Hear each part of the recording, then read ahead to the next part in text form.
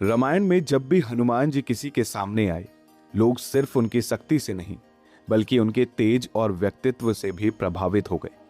आखिर क्यों तुलसीदास जी हनुमान जी के रूप का इतना सुंदर वर्णन करते हैं? आज समझते हैं हनुमान चालीसा की चौपाई नंबर 4 को। हनुमान चालीसा में तुलसीदास जी लिखते हैं, कंचन बरन विराज सुवेसा कानन कुंडल कुंचित केसा। पहली नजर में यह चौपाई केवल हनुमान जी के रूप का वर्णन लगती है, लेकिन अगर इस रामायण और सनातन परंपरा के साथ देखें तो इसका अर्थ बहुत गहरा है। कंचन बरन यानी सोने के समान चमकने वाला शरीर।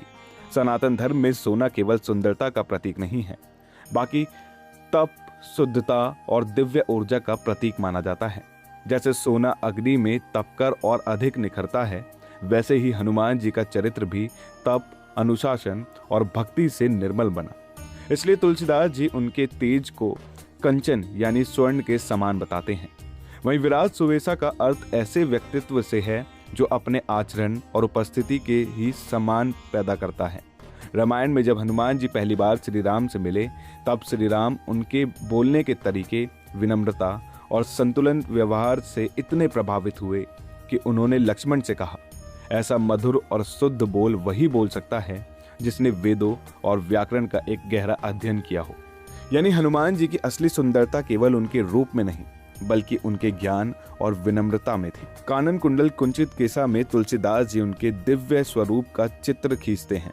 प्राचीन भारतीय परंपरा में कुंडल केवल आभूषण नहीं बल्कि वीरता और गौरव का प्रतीक माने जाते थे। वहीं कुंचित केसा यानी घुंघराले बाल उनके युवा और तेजस्वी स्वरूप को दर्शाते हैं। लेकिन इस चौपाई का सबसे गहरा संदेश ये है कि इंसान का असली तेज उसके कपड़ों या चेहरे से नहीं बल्कि उसके चरित्र, अनुशासन और भीतर की ऊर्जा से आता है।